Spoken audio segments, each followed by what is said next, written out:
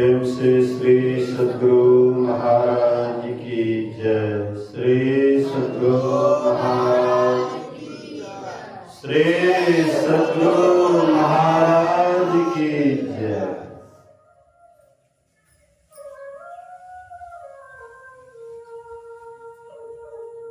ध्यान मूलम गुरुर्मूर्ति पूजा मूलम गुरुपदम मंत्र मूलम गुरुर्वाक्यम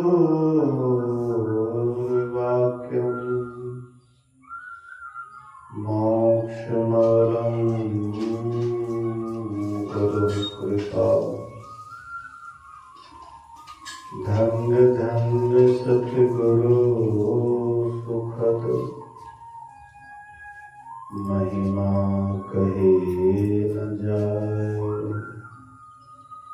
जो कुछ कहूँ तुम्हारी कृपा।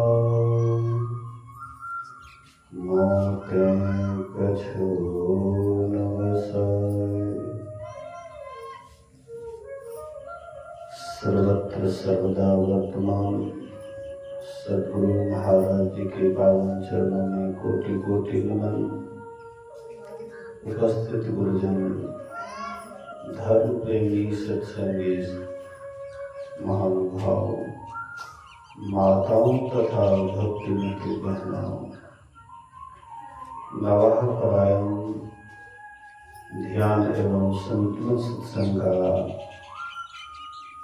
आज 8वां दिन प्रथम पाली सत्संग में उपस्थित हैं। अभी हम लोगों ने सुना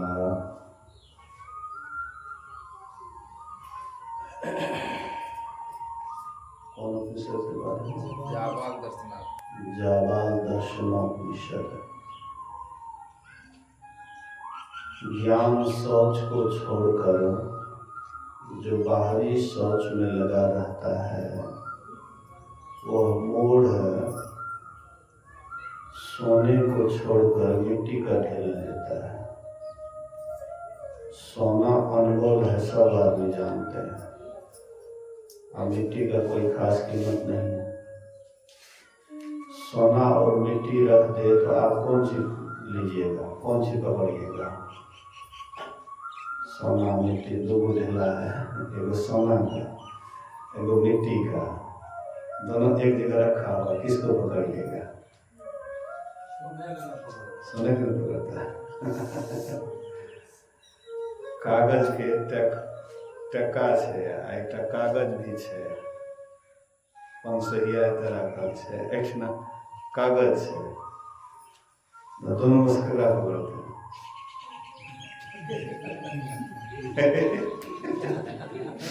बोलिए श्री सद्गुरु। किशोर बाबू इशारा करे छे टके। किशोर बाबू ने बल्कि सब पकड़ते, सबके पकड़, हाँ, सबके अंदर में पकड़ आमदनी की तरफ है, लाभ की तरफ, हानि की तरफ कोई नहीं जाता है। लेकिन इस लाभ को तो एक बच्चा भी जानता है, सांसारिक लाभ को एक छोटा सा बच्चा भी जानता है। वो भी सोचता है, हाँ, माँ बाप से लड़ करके 10 टका 20 टका लेकर के जाएगा, उधर से कुछ खरीद करके लेकर के आएगा, खा लेगा, बड़ा खुश रहेगा। तो ये लाभ को तो सब आदमी जानते हैं। लेकिन हम आप भी अगर बढ़िया से देखें, ये पूरा संसार में इसी लाभ के पीछे पड़ा हुआ, मतलब एक बच्चा से हम लोग कोई विशेष नहीं है। जैसे बच्चा सांसारिक लाभ के पीछे दौड़ता है, वैसे हम आप भी सांसारिक लाभ के ही पीछे दौड़ते हैं, न कि आंतरिक लाभ के लिए। यहाँ पर उपनिषदकार के ऋषि कहते हैं कि जो ज्ञान सोच को छोड़कर बाहरी सोच में लगा रहता है वह मूढ़ है, उसको मूर्ख कहा है। वह सोने को छोड़ करके मिट्टी का ढेला लेता है। तो ज्ञान शौच मतलब ज्ञान की शुद्धि, ज्ञान की पवित्रता। अब आप संसार का जितना भी ज्ञान जानते हैं ये ज्ञान की शुद्धि नहीं है। हाँ, संसार के ज्ञान, धन कमाना, पैसा अर्जन करना, परिवार को बढ़ाना, मकान बड़ा करना, ये सब जितना भी हम ज्ञान जानते हैं ये ज्ञान की शुद्धि नहीं है। संसार के पीछे जहाँ भी हम दौड़ रहे हैं ये ज्ञान की शुद्धि नहीं। ज्ञान की शुद्धि तब है जब हम अंतर्गमन करते हैं, भीतर में प्रवेश करते हैं, ये है ज्ञान की शुद्धि। तो देख लीजिए पूरा संसार में लोग किधर जा रहे हैं, कहाँ जा रहे हैं, बाहर जा रहे हैं। धर्म में भी लोग जुड़ते हैं, धर्म से भी लोग जुड़ते हैं, वो भी बाहर खोजते हैं, अंदर में जल्दी नहीं खोजते हैं। अंदर में खोजने में थोड़ा कठिनाई है, परेशानी है, मेहनत है। अब बाहर खोजने में क्या मेहनत है? मान लीजिए दशहरा मेला लग रहा है और वहाँ पर रंग बिरंगे चीज आते हैं, तो लोग ऐसे भी घूमने के लिए जाते हैं, खाते पीते हैं, ऐश मौज करते हैं। हाँ, तो बाहर में चलना सबके लिए सुलभ है, लेकिन अंदर में चलना बड़ा कठिनाई है। और भीतर में जाने के लिए जब तक आप शुद्ध नहीं होइएगा, हाँ, अंदर से पवित्र नहीं होइएगा, तब तक आप भीतर नहीं जा सकते, अंदर नहीं जा सकते। और जब तक अंदर में नहीं जाइएगा तब तक पवित्र ज्ञान नहीं होगा, ईश्वर का ज्ञान नहीं होगा। पवित्र ज्ञान मतलब ईश्वर का ज्ञान से आप वंचित रह जाएंगे। इसका नतीजा क्या होगा? तो संसार में दौड़ते रहेंगे, 84 के चक्कर में पड़ जाएंगे। 84 लाख योनियों से बचने का एक ही उपाय है कि हम आप बिल्कुल अपने को पवित्र बनाए। जैसे परमात्मा पवित्र है, परमात्मा पवित्र है, वैसे हम आप अपने को भी पवित्र बनाए। बोलिए श्री सद्गुरु। परमात्मा परम पवित्र है, परमात्मा परम पवित्र है।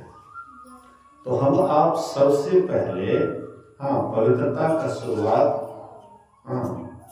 शरीर से करें, क्योंकि शरीर के स्तर पर ज्यादा हम आप रहते हैं, शरीर से ज्यादा आकर्षण होता है, शरीर के प्रति एक दूसरे का बहुत खिंचाव है। तो सबसे पहले शरीर की शुद्धि से शुरू करें, उसके बाद शरीर की शुद्धि, तब मन की शुद्धि, तब आत्मा की शुद्धि। लेकिन पहले शरीर के ही शुद्धि से शुरू करना पड़ेगा। एक आपके यहाँ मवेशी है, उसके अंदर ये ज्ञान नहीं है कि शुद्धि कैसे रहा जा सकता है, शुद्ध कैसे हुआ जा सकता है। एक मवेशी को ज्ञान नहीं है। हम आप अगर शरीर के शुद्धि पर ध्यान नहीं देते हैं तो समझ जाइए हम में और उसमें कोई अंतर नहीं है, हम में पशु में कोई अंतर नहीं है। व्यक्ति दिखावा करता है, शुद्धि का दिखावा करता है, लेकिन अगर हकीकत में देखिएगा तो उसका शुद्धि नहीं है और अशुद्धि का कारण बन जाता है। देखते हैं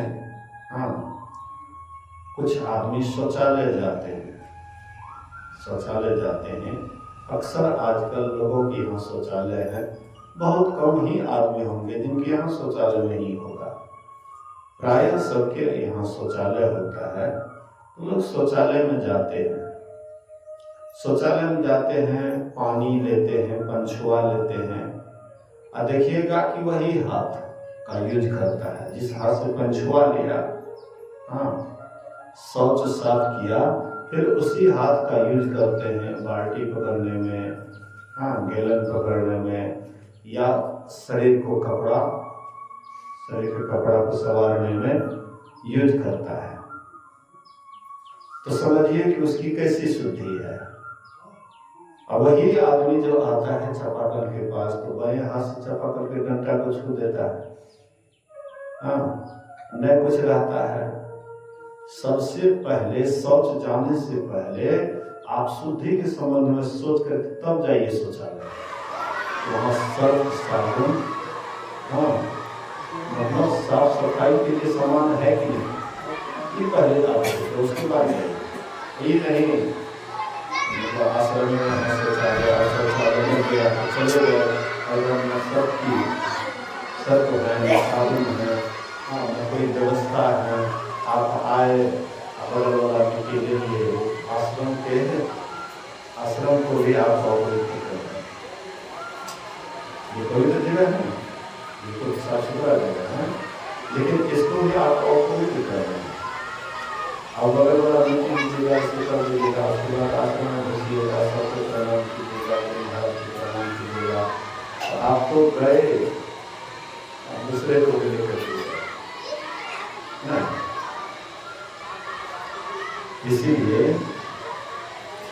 अभिलाष साहब सबको प्रणाम करने के लिए नहीं देते, सबको प्रणाम करने के लिए नहीं देते, कोई साफ सुथरा रहते। हालांकि अभी नहीं है, लेकिन कबीर संप्रदाय की मतलब बड़े अच्छे लोग हैं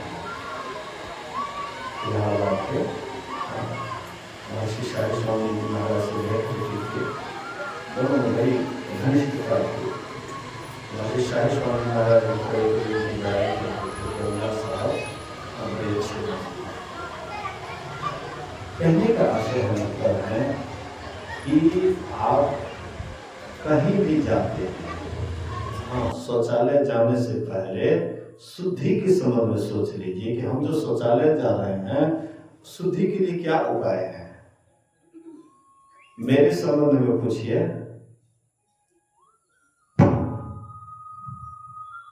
मेरे संबंध में पूछिए तो हम हैंड वॉश रखते हैं,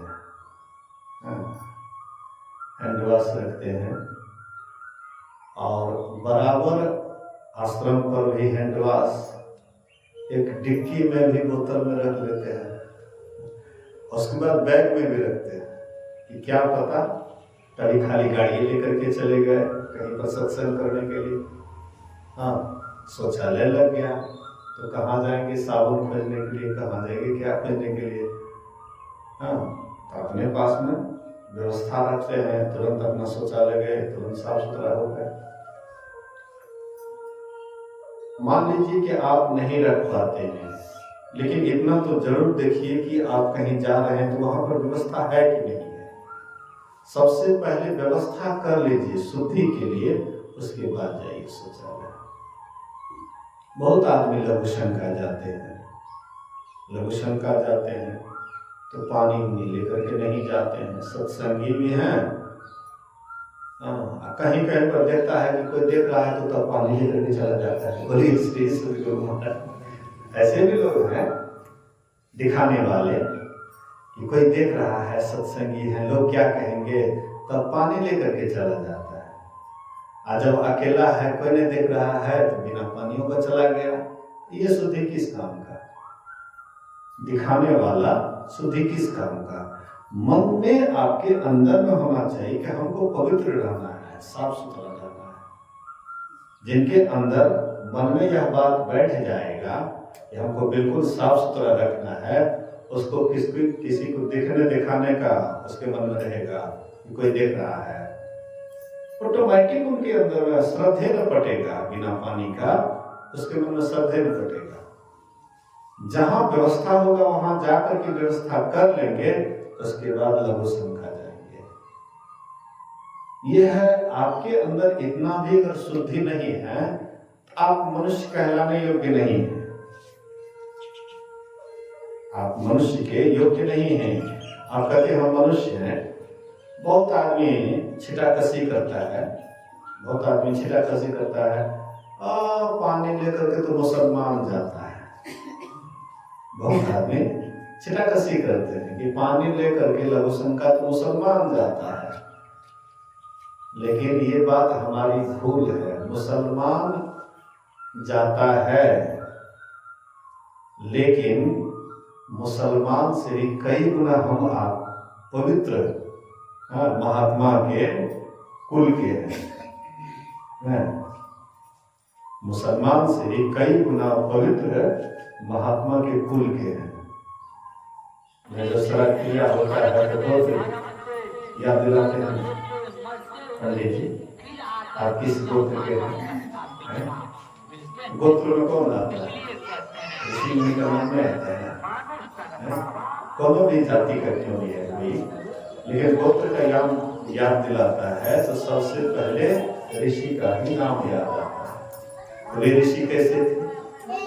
आप जिस गोत्र के हैं वह ऋषि के जीवन को देखिए, कितना साफ सुथरा था, कितना पवित्र था। हालांकि पहले के महात्मा, पहले के ऋषि मुनि विशेष गृहस्थी आश्रम में थे। देखिएगा, गृहस्थी आश्रम में थे। गृहस्थ आश्रम में रह करके पूरे संयम धर्म का पालन करते। गृहस्थ आश्रम कोई गंदा आश्रम नहीं है, कोई गेल गुजरा आश्रम नहीं है, लेकिन हम लोग बना दिए इसको गेल गुजरा। हम लोग भी ऐसे हैं कि हम लोग इसको गया पिता समझ गए। आज कोई उपाधार का महात्मा आते तो हम लोग सोचते बड़का महात्मा। कोई गृहस्थ आदमी को देखते हैं तो कहते हैं ये तो सब गेल गुजरा है। नहीं, मतलब नहीं होता है बड़का महात्मा वो गेल गुजरा है, लेकिन ऐसा समझना भूल है। उपाधार से आ गया तो आकाश में दीप नहीं नचता है, और आप यहाँ हैं धरती पर, वो आकाश में चल करके आया है। उपाधार से आया तो आकाश से उतर करके नहीं आया है, आप ही के जैसे धरती पर चलते हैं। आप ही के पैसे से 4 व्हीलर पर चलते तो बड़का महात्मा हो गया। आप ही का पैसा लिया है, वही स्कॉर्पियो बढ़िया बढ़िया ऐस मत कर रहा है, वो आप करे वो बड़का महात्मा है। ऐस मत उसका जीवन बीत रहा है, और आप जैसे हैं आप बिल्कुल सही हैं, आप कोई गलत जगह नहीं, लेकिन यूज आप गलत ढंग से करते हैं। गृहस्थाश्रम का यूज आप ठीक से नहीं कर रहे हैं, इसलिए आपके मन में होता है कि गृहस्थाश्रम गया हुआ आश्रम है, ये सबसे उत्तम आश्रम है। इसी आश्रम में ऋषि भी पैदा होता है, संत महात्मा जितने भी पैदा हो, कहाँ से आया है? कुप्पाघाट से, कूप से निकला है क्या? कहाँ से निकला है? आप जहां हैं बिल्कुल एकदम अच्छे जगह में है, कोई आप में कोई दिक्कत नहीं है, गंदा आश्रम नहीं है, ये बहुत बिल्कुल साफ सुथरा आश्रम, बिल्कुल पवित्र आश्रम है। लेकिन इसको यूज हम ठीक से नहीं करते हैं, इसलिए इसको नीच समझते हैं। ये नीचा नहीं है, सबसे ऊंचा है। गृहस्थाश्रम सबसे ऊंचा आश्रम है। हाँ, लेकिन ऋषियों के अनुसार जो हमारे पूर्वज थे वे कितने साफ थे, कितना पवित्र थे, किस ढंग से नियम का पालन करते थे, आचरण व्यवहार उसका कैसा था, वह अगर गुण आप ले आइए तो आप गृहस्थ आश्रम में भी ऋषि मुनि हैं। ऋषि मुनि है। वशिष्ठ मुनि का सपुत्र मारा गया ना, वशिष्ठ मुनि का सपुत्र मारा गया। शक्ति मुनि की पत्नी गर्भवती थी, शक्ति मुनि की पत्नी गर्भवती थी। तो वशिष्ठ मुनि के मन में हुआ कि कहीं पोता, जो मेरा पोता है, पोतों के गर्भ में, कहीं इसको भी न मारते विश्वामित्र मुनि। इसलिए पोतों को ले जा रहे थे सुरक्षित स्थान पर। तो वेद की ऋचा का पाठ होने लगा। बोले पुत्री ये आवाज कहाँ से आती है? वेद ऋचा का पाठ, ये ध्वनि कहाँ से आ रही है? बोले कि आपका पोता मेरे गर्भ में है, वही वेद की ऋचा गा रहे हैं, गर्भे में है, वेद की ऋचा का पाठ कर रहा है। कैसे वह सीख गया वेद का ऋचा? उसके पिता जब वेद ऋचा का पाठ करते थे तो शक्ति मुनि की पत्नी खूब बढ़िया से ध्यान से सुनती थी। खूब प्रेम से वेद ऋचा का पाठ जो सुनती थी, वह सुनी तो बच्चा पर प्रभाव पड़ा। उसकी पत्नी ध्यान से सुनी तो बच्चा पर प्रभाव पड़ा। अब बच्चा पेटे में है, अब वेद ऋचा का पाठ कर रहे हैं। ये सब कहां से हुआ, कैसे हुआ? आप कैसे इसको गंदा समझते हैं? कैसे यह गंदा जगह है? गृहस्थाश्रम कैसे गया गुजरा आश्रम है? लेकिन हमारे मन में धारणा हो जाती है फलना महात्मा तो बड़का महात्मा, हम हैं तो बिल्कुल गए गुजरे छोटे। आप अपने को गए गुजरे क्यों मान रहे हैं? आप क्यों गए गुजरे? आप गए गुजरे नहीं, आप महान हैं। आप में ही कोई सती सावित्री आई थी, आप में ही कोई सीता, कोई राम भगवान गृहस्थाश्रम नहीं थे, राम की शादी नहीं हुई थी, भगवान है, शंकर जी की शादी नहीं हुई थी, लेकिन शंकर भगवान ध्यान में दिन रात रहते थे। शादीशुदा होने के बाद भी ध्यान में दिन रात रहते थे, इसलिए महान कहलाए, महायोगेश्वर कहलाए। गृहस्थाश्रम में आप करके भी महायोगेश्वर हो सकता है। सोचिए विचारिए थोड़ा सा। हम लोग कहते हैं हम लोग कुछ होने वाला नहीं। गृहस्थाश्रम थे कि नहीं? शादी हुई थी कि नहीं? पहले सती के साथ, उसके बाद वही सती ने शरीर छोड़ी पार्वती के साथ, संतान भी हुआ था, शिव जी को संतान नहीं था। उनकी नाम लीजिए गणेश का, सब जाने से महान क्या बन रहा है शिव जी का? गृहस्थाश्रम रहे बोला क्या होते महान बन रहा है? हम अपना कर हम अपना करोगे, हम आपकी भूल है। कोई महान नहीं है, कर्तव्य से महान, चाहे गृहस्थ आश्रम रहे या गृहस्थ आश्रम रहे, कर्तव्य जिसका ठीक रहेगा, जिसका निशाना अंदर ठीक रहेगा, वही महानता को प्राप्त करेंगे। तो इसी के लिए महान बनने के लिए आपको महान बनना है, आपको विशेष आगे बढ़ना है। इसके लिए सबसे पहले शरीर की शुद्धि पर ध्यान देना होगा कि शरीर कब पवित्र होता है, कब अपवित्र होता है। अपवित्र होता है तो इसको अपवित्र मत छोड़ दीजिए। जैसे एक उदाहरण मान लीजिए कि कहीं हम लघु शंका गए, मान लीजिए लघु शंका गए, कभी कभार छींटा भी पड़ जाता है, कभी कभार सही जगह पर नहीं बैठने पर शरीर पर छींटा भी पड़ जाता है। तो शरीर पर छींटा पड़ गया तो उसको अंठा मत दीजिए, अंठा मत दीजिए। देखिए कि शरीर पर छींटा पड़ गया तो उसको बढ़िया से साफ सुथरा हो जाए। अगर स्नान करने की नौबत है तो स्नान कर लीजिए, बिना टाइम का भी स्नान कर लीजिए। आपके अंदर से मतलब शुद्धि का विचार आना चाहिए। ये नहीं कि दिखावा में कोई देख रहा है तो शुद्ध हो गए, कोई नहीं देख रहा तो अशुद्ध हैं, नहीं, आपके भीतर से यह बात होनी चाहिए। तो शरीर की शुद्धि की आवश्यकता है। उसके बाद मन की शुद्धि की भी आवश्यकता है। ध्यान में वही आदमी आगे बढ़ सकता है जिसका मन शुद्ध होता है। तो मन शुद्ध किसका होता है? जो अपने को बराबर अपने को पाप से बचा करके रखते हैं, किसी के तरफ को दृष्टि न जाए,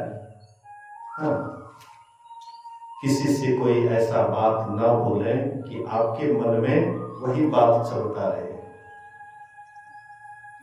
तो मन की भी शुद्धि चाहिए। पंच पापों से अपने को बचा करके रखिएगा तो मन शुद्ध होगा। कभी भूल से भी कोई गलती हो जाए तो उसके लिए पश्चाताप करना चाहिए। गुरु महाराज जी की आगे प्रार्थना करना चाहिए कि हे गुरुदेव, ये जो मेरे अंदर जो अवगुण है ये आप दूर करते हैं। प्रार्थना कीजिएगा तो गुरु महाराज जी सुनते हैं। तो मन से शुद्ध मतलब पंच पापों से अपने को दूर रखना, ये मन की शुद्धि है। लेकिन मन ऐसे शुद्ध नहीं होगा। पंच पाप से सोचिएगा खाली बसते रहे और सत्संग छोड़ दे, सत्संग में नहीं आए तो तब मन शुद्ध नहीं होगा। तब मन जानबूझ करके गलती करेगा। लेकिन सत्संग को पकड़ करके रखिएगा, मन धीरे धीरे शुद्ध हो जाएगा। मन को साफ करने के लिए सत्संग साबुन है, न मन को सफाई के लिए सत्संग क्या है? साबुन है। तो बिना सत्संग का मन आपका साफ नहीं रहेगा। मतलब अगर सत्संग वाली बात दिमाग में नहीं रहेगा तो और दिमाग में तो बात रहेगा न। सत्संग नहीं आइएगा तो घर परिवार में जो बात करिएगा तो वही दिमाग में मन में घूमते रहेगा, संकल्प विकल्प न होता है। तो देखिएगा आप अपने को कि सत्संग में ज्यादातर जाइएगा तो सत्संग वाली बात दिमाग में घूमेगा। सत्संग नहीं जा रहे हैं आप अपने को तो देखिएगा कि जो घर परिवार में बातचीत होगा वही बात दिमाग में घूमेगा। जिस बात पर आप ज्यादा समय दीजिएगा, जिस बात पर आप थिंकिंग कीजिएगा, वह दिमाग में घूमते रहता है। तो सत्संग आप बराबर जाते हैं, सत्संग बराबर करते हैं। हाँ, कम से कम 2 समय सत्संग करते हैं। मान लीजिए अभी नवा समाप्त हो जाएगा और इसकी समाप्ति हो जाएगी, उसके बाद तो सत्संग यहाँ नहीं होगा। आप परिवार में रह करके सत्संग सुबह शाम अगर आप करते हैं तो सुबह शाम करते हैं, ज्ञान आप कम से कम 3 समय करते हैं, तो परिवार में वातावरण जो आपसे होता है तो वातावरण आपसे हटा हुआ ज्ञान सत्संग वाली दिमाग में चलेगा। तो ये अगर आप नहीं करिएगा तो दिमाग में तो क्या करेगा जो आप नहीं करते हैं। इसीलिए संत महात्मा कहते हैं मन की शुद्धि के लिए सत्संग की अति आवश्यकता है। तो सत्संग कीजिए मन की शुद्धि के लिए और आत्मा की शुद्धि के लिए। हाँ, आत्मा की शुद्धि के लिए ध्यान कीजिए, हृदय की शुद्धि के लिए ध्यान कीजिए। ध्यान अगर आप करिएगा, हाँ ध्यान करिएगा, आत्मा की शुद्धि होती है, आत्मा पवित्र होते जाता है, आत्मबल बढ़ता है। हाँ, शरीर बल तो बढ़िया बढ़िया पौष्टिक आहार लेते हैं उससे बढ़ता है न। शरीर का बल पौष्टिक आहार से शरीर का बल बढ़ता है। मन का बल सत्संग से बढ़ता है। जब आप सत्संग करते हैं हाँ लगन से तो मन का बल बढ़ता है। और आत्मा का बल जब आप ध्यान करते हैं न, पर्वत तागरे नदी तीरे बिल्व मूले बने अथवा मनोरमे सुचो देशे मठम कृत्वा समाहितः। ऋषि कहते हैं पर्वत के आगे नदी के किनारे, हाँ बेल वृक्ष के पास, श्रीफल भी इसको कहते हैं बेल वृक्ष, हाँ या वन में एकांत स्थान में मठ हाँ बना करके स्थित हो जावे, पूरब या उत्तर मुख हाँ करके ध्यान कीजिए। पूरब या उत्तर मुख, पूरब या उत्तर मुख ही क्यों, दक्षिण और पश्चिम क्यों नहीं? ऐसे तो आंख बंद करने के बाद पूरब है कि पश्चिम है ये नहीं रहता है। आंख बंद करने के बाद या जो सिद्ध महापुरुष हो गए हैं उनको भी कोई असर नहीं पड़ता। किधरों वो करेगा तो उसका जिसका ध्यान बना हुआ है तो उसका ध्यान होवे करेगा। जिसका ध्यान टिक गया है वो कोना मुँह करेगा तो उसको हो जाएगा। लेकिन आरंभ में दिशा का भी ज्ञान रखना पड़ता है? जो पढ़ने के लिए पढ़ने में आगे बढ़ गया है वो आंख बंद करके भी लिख देगा नहीं किसी को। जो पढ़ने में आगे हो गया है तो आंख बंद करके भी लिख लेगा। लेकिन जो शुरुआत है तो उसको आंख बंद करके क्या देखने पर भी उसको बढ़िया से नहीं लिखा होगा, उस पर भी टेढ़ा बेढ़ा हो जाएगा। जो जेहि कला कुशलता का सो सुलभ सदा सुखकारी, सफरी सन्मुख जल प्रवाह सुरसरी बहाई गजभारी। हाँ कहते हैं जो जिस कला में कुशल होता है उसके लिए वह सुलभ होता है, सुखकारी होता है। तो जो ध्यान में आगे बढ़ गए हैं उसके लिए कोई खास मायने नहीं रखता है पूर्व उत्तर पश्चिम दक्षिण। लेकिन जो अभी बढ़ा हुआ नहीं है, जिसको अभी आशीर्वाद की आवश्यकता है, तो उत्तर वो कहते हैं ऋषि मुनियों का आशीर्वाद मिलता है। पूरब की तरफ करते हैं, भगवान सूर्य के द्वारा आशीर्वाद मिलता है। इसीलिए भगवान सूर्य का पूरब से उदय होता है, इसीलिए पूरब उन्नति का दिशा कहते हैं। हाँ, पश्चिम जाकर के अस्त होता है, इसलिए पश्चिम अवनति का दिशा कहा गया है।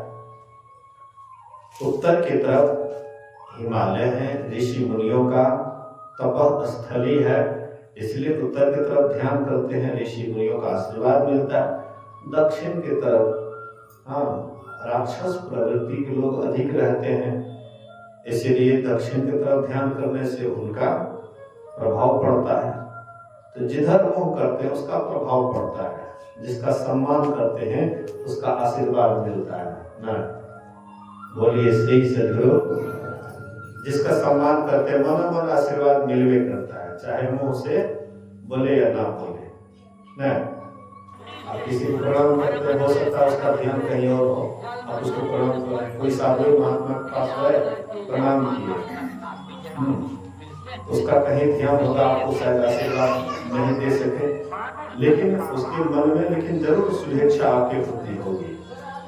कोई किसी को प्रणाम करता है उसके प्रति शुभेच्छा जरूर मन में आता है। ऋषि मुनि के प्रति भी आप आदर भाव रखिएगा, उसके अंदर में भी आपकी शुभेच्छा उठेगी।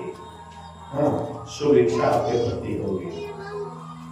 तो कहने का आशय है, मतलब है, तो इसीलिए पूरब या उत्तर को ध्यान करना चाहिए।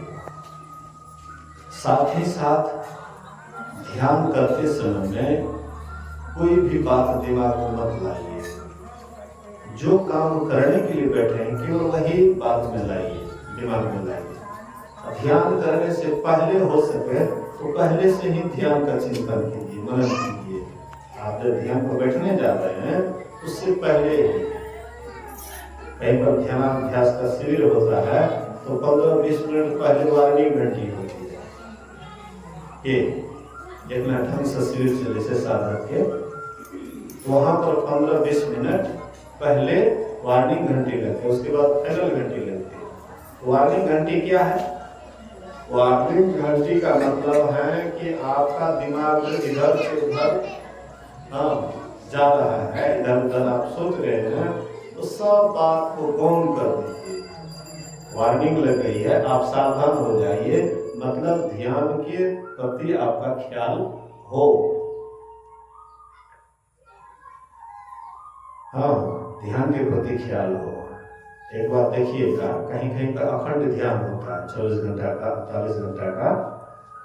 आप ध्यान नहीं भी कीजिएगा, सेवा भी आप कर रहे हैं, आपका ख्याल रहेगा फलना बाबा ध्यान को बैठा हुआ है। देखिएगा, मान लीजिए यहीं पर अभी शिविर चल रहा है, हाँ, कोई ध्यान करने के लिए सत्संगी नहीं भी आ पाता है, ख्याल लेकिन उसका लगा रहता है कि हाँ मंदिर पर ध्यान शिविर चल रहा है। तो समझिए एक प्रकार से आपका ध्यान हो रहा है। आप ध्यान पर नहीं भी बैठे हैं, लेकिन आपका ख्याल है कि सत्संग मंदिर पर नमाज चल रहा है, ध्यान हो रहा है, समझिए आपका ध्यान हो रहा है। तो जब आप ध्यान को बैठते हैं, वार्निंग घंटी लगती है, तब भी आपको सावधान हो जाना चाहिए कि ध्यान की घंटी लग गई है, ध्यान पर बैठना है, तो उसी समय आपका ध्यान का शुरुआत हो जाता है। इस ढंग से ध्यान की तरफ मन को लगाने का ऋषि मुनि उपाय बतलाए हैं। पवित्र स्थान पर भी थोड़ा जोर दिए हैं। पवित्र जगह पर पर्वत के आगे क्या होता है? पर्वत के आगे होता है सबसे ऊपर वाला जो स्थान होता है, पर्वत का ऊपर वाला, उसी को आगे कहा गया है। नदी के किनारे पानी, पवित्र पानी जो बहती है तो मन में उसका प्रभाव पड़ता है। नदी में, पवित्र नदी जो पानी बहती है तो उसको देख करके, धारा को देख करके, प्रवाह को देख करके मन में पवित्रता आती है। बाल बच्चा घर परिवार को देखते उससे मोह उत्पन्न होता है। घर परिवार में रहते, बाल बच्चा में रहते हैं, उससे मोह उत्पन्न होता है। जब भी देखिएगा बाल बच्चा को तो मोह अंदर से, उसके प्रति छोह मोह उत्पन्न होता है। लेकिन पानी को देखने से मन में मोह होगा, खिंचा होगा, पानी को देख करके नहीं होगा। एक अलग ढंग का वैराग्य, इसलिए नदी के किनारे करा, बेल वृक्ष के पास, हाँ, या वन में या कोने में। रामकृष्ण परमहंस जी महाराज कहते थे कि ध्यान 3 जगह होता है, मन में, वन में, कोने में, 3 जगह। रामकृष्ण परमहंस जी महाराज कहते थे मन में, वन में, कोने में। तो मन में तो आप कहेंगे बाजार में भी है तो पर भी, अगर आपका ध्यान ठीक हो रहा है, आप बाजार की भीड़ में भी जाइएगा तो वहां भी आप बिल्कुल ठीक रहिएगा, क्योंकि आपका ध्यान बन रहा है। हाँ, तो मन में आप कहीं भी रह करके कर सकते हैं, वन में, कोने में। शुरुआत एकांत की आवश्यकता पड़ती है। अभ्यास होने पर आप बाजार में भी जाइएगा तो कोई अंतर नहीं पड़ेगा।